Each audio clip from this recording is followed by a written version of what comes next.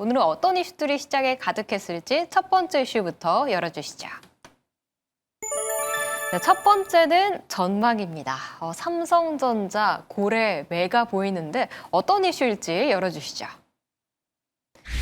역대 최대 실적에도 개인만 담은 삼성전자입니다.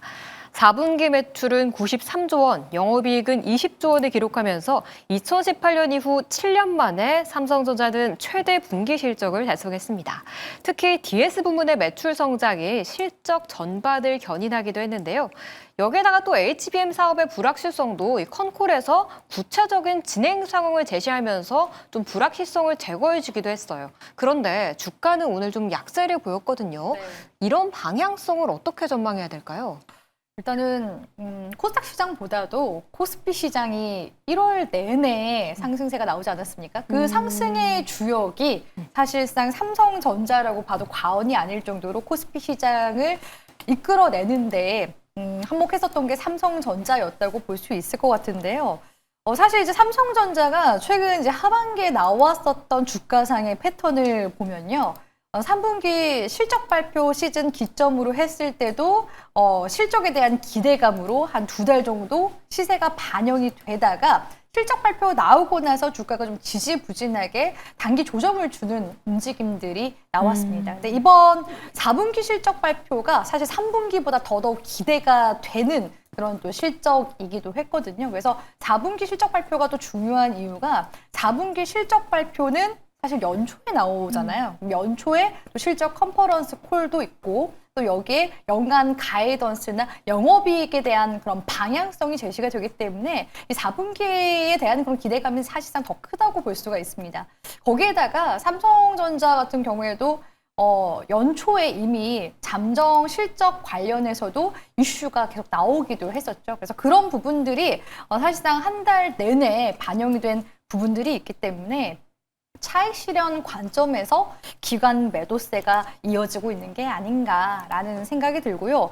지금 이미 삼성전자 같은 경우에는 주가상으로 봤을 때는 지금 16만 전자고요. 시가총액이 거의 지금 1000조를 앞두고 있는 상황입니다. 네. 그러니까 이미 뭐 삼성전자를 담고 있는 세력이라고 함은 개인보다도 사실 절대적으로 외인 기관 수급으로 움직이는 대형주잖아요. 네. 그렇기 때문에 지금 이제 코스피는 5,000피를 이미 지금 넘어선 지 지금 이제 1월 달에 계속 상승세가 나오고 있기 때문에 그런 부분들에 있어서 지수단에 있어서도 그리고 삼성전자 주가상에 있어서도 약간 단기적인 차익 실현에 대한 압박이 좀 있을 수밖에 없습니다. 그래서 그런 관점, 그러니까 수급적인 측면에서 보험과 투신, 연기금 쪽에서 차익 실현이 좀 나오고 있는 거라고 볼 수 있을 것 같고요.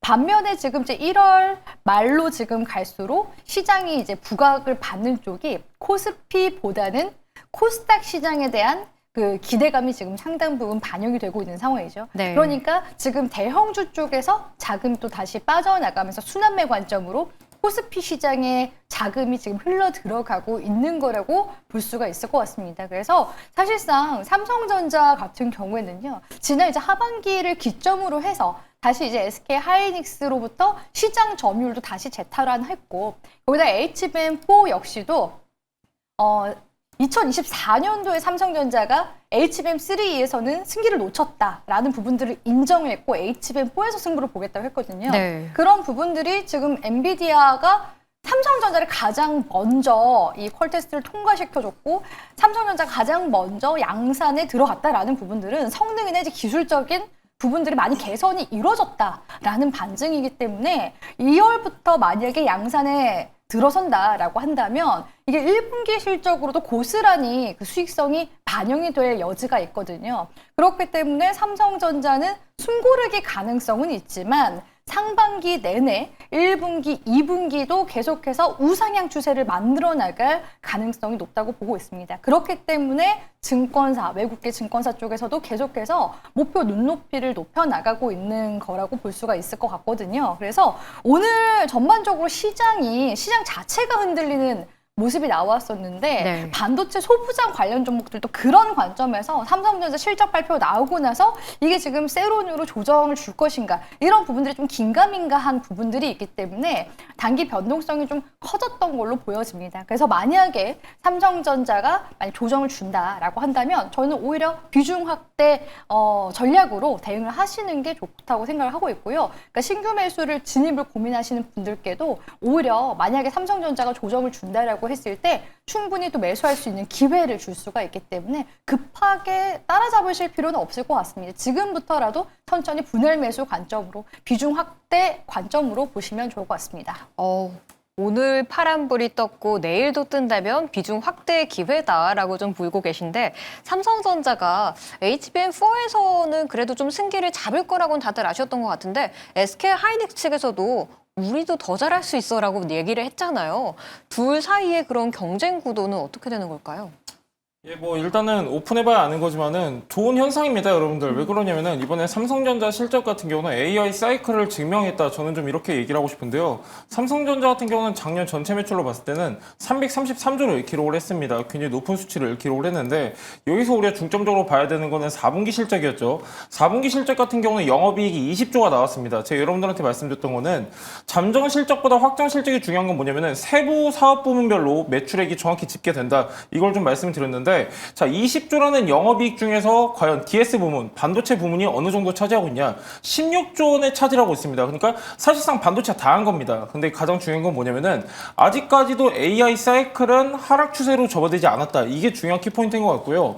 삼성전자 같은 경우는 빠질래야 빠질 수가 없습니다. 왜 그러냐면은 자, 여러분들한테 앞전에도 말씀드렸던 내용인데 SK하이닉스 같은 경우는 단일 사업부만 유지하고 있지만 삼성전자는 거의 복합적으로 사업부를 운영하고 있습니다. 그 얘기는 뭐냐면은 단순히 메모리만 지금 이제 유지하고 있는 게 아니라 메모리, 로직, 패키징까지 원스톱 지금 AI 반도체 기업 역할을 하고 있기 때문에 앞으로도 성장성은 굉장히 좋다 이렇게 좀 말씀을 드리고 싶고요. 나쁠 게 없습니다. 지금 이제 뭐 AI 서버 수용 대응을 하기 위해서 계속해서 추가적인 증설을 이어가고 있고 연간 R&D 투자 비용 37조 원 지금 전망치로 나왔습니다. 그러니까 계속해서 집행을 하고 있다는 얘기거든요. 삼성전자 같은 경우는 아직까지 시장 성장성이 남아있기 때문에 저는 추가적인 상승이 기대된다 좀 보고 있고 다만 오늘 같은 경우는 어느 정도 시장에서 예측했던 내용들이에요. 그래서 어느 정도 차익 실현 매물이 나오고 있는 상황이다. 이렇게 보시면 좋을 것 같고요.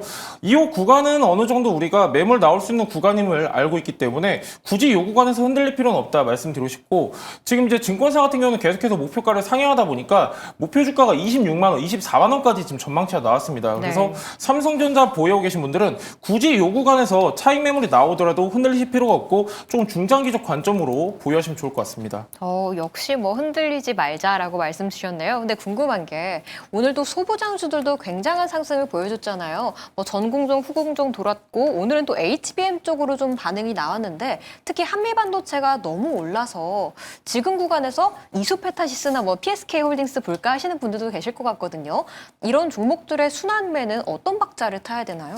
예, 일단은 가장 중요한 거는 사이클에 돌 때 장비 먼저 움직인다고 말씀드렸는데 투자가 집행이 되면서 장비 쪽으로 매출이 가장 빨리 반영이 됩니다. 그래서 제가 여러분들한테 11월 달 그때쯤부터 이제 한미반도체 10만 원대 좀 많이 말씀드렸는데 사실 좀 부담스럽죠. 지금은 거의 한 20만 원 됐나요 지금? 네. 20만 4,500원 나타나고 있는데 사실 좀 부담스럽습니다. 그래서 이렇게 오른 장비주들보다는 상대적으로 덜 오른 종목들 공유하시면 좋겠다라고 말씀드렸었고 그런 관점으로 앞전에 말씀드렸던 게 리노공업이었거든요. 그러니까 상대적으로 저평가 상태에 있는 소부장 종목 같은 경우는 아직도 저는 분할 매수 관점이라고 봐요. 왜 그러냐면은 제가 여러분들한테 저번 주에 좀 투자 전략을 말씀드렸던 게 이번 주 같은 경우에 SK하이닉스 삼성전자 실적이 예정되어 있기 때문에 반도체 중심 순환매가 돌 수 있다 말씀드렸는데 지금 계속해서 돌고 있습니다. 그래서 뭐 증권주도 좋고 여러 가지 다 좋지만 그래도 반도체 같은 경우는 여러분들이 계속해서 최소 못해도 비중 20에서 30% 정도는 갖고 계시면 좋겠다 말씀드리고 싶고요. 지금 앵커님께서 HBM 말씀해 주셨는데 이번에 확정 실적에서도 HBM 굉장히 많이 나왔습니다. HBM 같은 경우는 계속해서 기대감이 커질 수밖에 없는 게 엔비디아 루빈 일정 아직까지는 뭐 시간적인 여유가 있긴 하지만 계속해서 기대감은 더해질 만한 요인이에요. 부분이에요. 그래서 저는 하반기까지는 계속해서 체크를 해야 된다 말씀드리고 싶고요. 장비주들 너무 많이 올랐기 때문에 소재 쪽 여러분들이 체크하시면 좋을 것 같습니다. 장비가 먼저 시세를 뿜었고 이제는 소재의 시간이 올 수 있을지 좀 기다려보시는 것도 좋을 것 같습니다. 다음은 또 반도체 특별법도 최근에 통과가 됐기 때문에 이 전력 인프라 쪽으로 기대감을 실어보시는 분들도 많이 계시거든요. 근데 좀 많이 오른 것 같아서 전력 쪽은 어떤가요? 전력 쪽은 이제 대표적으로 효성중공업이나 아니면은 LS 일렉트리카 같은 종목군들의 흐름을 보시는 게 좋은데요.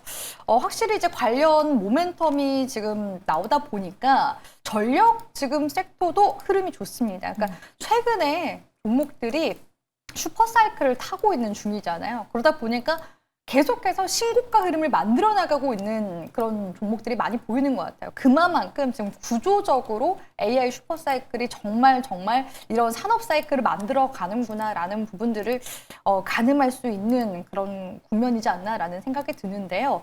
일단은 현재 대형주들 추세상으로 봤을 때는 지금 우상향 추세 굉장히 지금 견조하게 이어지고 있습니다. 다만 신규로 접근하시는 분들 같은 경우에는 이런 신고가 종목에 올라타는 것 자체가 부담스러울 수 있거든요. 그러니까 업황은 좋은데 그런 부분들이 이미 계속 반영이 되면서 올라가고 있다라는 점을 유념하셔야 됩니다. 그렇기 때문에 업황은 좋으나 신규 매수를 이제 고려하시는 분들은 적은 비중, 적어도 비중 5%에서 10% 내외 비중으로 흐름을 보시면서 추세 대응을 하시는 게 좋지 않을까라고 보고 있기 때문에 네. 이미 나와 있는 그런 모멘텀은 많은 상황이라서 그런 부분들은 좀 차치하고 추세 관점으로만 대응하셨으면 좋겠습니다.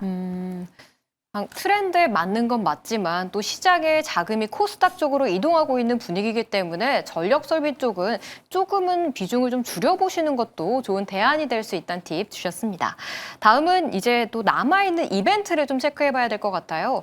스페이스X 상장이 구체화되기도 하고 있고 아르테미스 2호 관련해서 2월 6일에 발사하겠다는 구체적인 일정이 나온 상황입니다. 우주항공 ETF도 굉장히 인기를 끌고 있다고 하더라고요. 근데 우주항공 관련 주들 너무 많아서 종목 선별하려면 어떤 기준을 갖고 해야 되나요?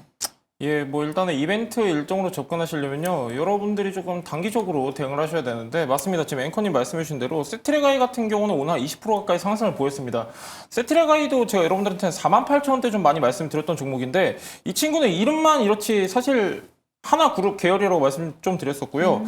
지금 가장 중요한 게 여러분들이 보셔야 되는 건 뭐냐면은 단순히 이제 위성 기대감이 움직이는 종목보다는 세트레가이라든가 제노코 혹은 하나 에어로스페이스처럼 직접적으로 매출과 수주가 나오는 기업들을 공략하시는 게 굉장히 중요합니다. 지금 최근에 상승폭을 보면은 실제로 매출과 수주가 이어지는 기업들이 계속해서 상승을 하고 있거든요. 그래서 단순히 기대감이 움직이는 종목들을 내가 만약 갖고 있다 하시면은 비중을 좀 줄이시는 게 좋을 것 같고요. 지금 이제 2월 6일 같은 경우는 아르테미스 2호 일정이 예정되어 있는데, 일단은 이벤트 전후로 해서 한번 변동성은 나올 수가 있어요. 변동성 나올 수 있고, 다만 우주항공 같은 경우는 여러분들이 시간을 좀 두셔야 되는데, 우리나라 같은 경우는 글로벌 우주항공 산업에서 차지하고 있는 비율이 2%밖에 안 됩니다. 그러니까 이제 막 성장하는, 이제 막 걸음마 떼는 구간이에요. 그럼에도 불구하고 우주항공을 봐야 되는 이유는 뭐냐면은, 뭐 스페이스X 모멘텀 남아있긴 하지만은 그 외적으로 본다라고 하면은 이번에 아르테미스 2호 같은 경우는 미국의 우주항공국, 그러니까 나사 주도로 이루어지는 거거든요. 근데 민간 쪽 이벤트도 남아 있어요. 뭐 예를 들면은 뭐가 있을까요? 아마존 창업자 제프 베이조스가 운영하고 있는 블루 오리진 같은 경우는 5,000기를 발사하겠다, 이런 얘기까지 최근에 나왔거든요. 그래서 우주항공 같은 경우는 모멘텀이 계속해서 더해지고 있는 시점이다. 하지만 이제 기대감에 움직이는 경우가 굉장히 많기 때문에 조금 내가 리스크를 관리하고 싶다 하시면은 뭐 실제 이제 매출이라든가 수주 나오는 기업들, 특히 이제 제노코도 나쁘지 않고 세트레게도 나쁘지 않지만 이런 종목들은 너무 많이 올랐습니다. 그래서 내가 지금에서라도 우주항공을 접근하고 싶다 하시면은 상대적으로 덜 오른 종목들 위주로 체크하시면 좋을 것 같습니다. 아무래도 지금 부담이 있을 수 있기 때문에 덜 올랐고 매출과 수주가 찍히는 종목들 위주로 좀 찾아봐야 된다라는 전략을 주셨네요. 대표님께서는 우주항공 관련주에 대해서는 올 상반기 어떤 전망을 가지고 계신지 궁금해요. 저는 이제 우주항공 쪽은요, 지난 1, 2년 전부터 긍정적으로 바라봤었던 섹터였었는데, 아무래도 성장성은 있지만 말씀 주셨다시피 실적에 대한 가시성을 이제 막 뛰기 시작한 게 지난해부터였고, 주가상으로 반영이 이제 되기 시작한 건 올 연초부터였으니까 사실상 시세가 좀 뒤늦게 이제 팍 터지는 그런 느낌을 받는 그런 섹터라고 보여지긴 하거든요. 그래서 우주항공 섹터가 사실 시장의 주도주로서 등극이 되기까지 좀 오랜 시간이 걸렸던 것 같습니다. 그래서 지금의 상승 랠리가 과연 지금 우주항공의 그런 성장성을 보고서 올라가는 건지 아니면 시장의 유동성으로 인해서 에브리스팅 랠리가 나오면서 올라가는 건지 그런 부분들이 좀 긴가민가한 그런 시점이기도 하거든요. 왜냐하면 우주항공 이제 산업의 변화가 원래는 이 우주 산업 자체가 국가적인 단위에서 이루어졌었던 그런 산업이었잖아요. 그런데 최근에 이제 근래 들어서는 거의 뭐 민간 기업들이 주도하는 그런 산업군으로 바뀌어 나가고 있습니다. 그래서 우주항공 섹터라고 했을 때 사실 대표적인 기업들이 하나 에어로스페이스나 한국항공 우주와 같은 기업들이 사실상 가장 우주항공 관련 산업에 맞닿아 있는 곳들이라고 볼 수가 있거든요. 근데 이제 세트랙아이 같은 이런 기업들이 최근에 스페이스 IT와 같은 그런 초고해상도 위성을 발사 이제 성공시키고 또 잇따라 수주고를 올리게 되면서 실적 개선이 이제 뚜렷해지자 관련 이제 모멘텀으로 종목들이 좀 올라가는 걸로 보여지고요.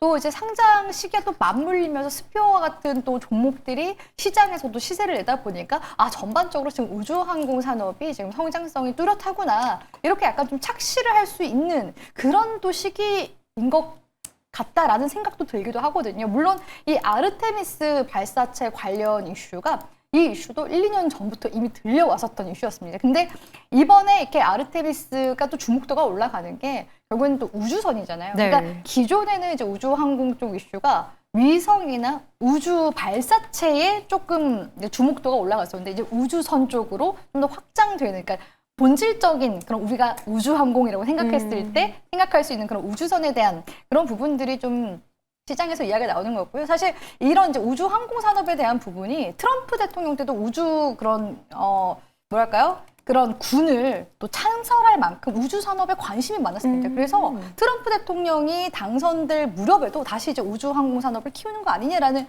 그런 이슈가 또 들어오기도 했었거든요. 그러면서 이번에 또 들어온 이슈가 스페이스 X 상장과 맞물리는 그런 상장 모멘텀까지 들어와 주다 보니까 계속 여기에 이슈를 더하는 그런 움직임들이 나타나는 것 같고요. 우주 쪽 이야기가 나오다 보니까 조금 이제 논외로 이야기를 하자면 최근에 또 삼성물산이 주가가 올라오고 있잖아요. 네. 물론 지주사라서 상법 개정안 관련 모멘텀도 있을 거고요. 또 삼성전자라든지 삼성중공업 그리고 뭐 삼성전기 이런 삼성그룹주들 전반적으로 지금 최근에 밸류에이션이 계속 높아지고 있는 시기입니다. 그러다 보니까 삼성물산이 올라가는 것도 있는데 삼성물산이 지난해에 또 나왔었던 이슈를 보면 우주 발사대 건설을 이제 추진한다라는 이슈가 나왔거든요. 근데 네.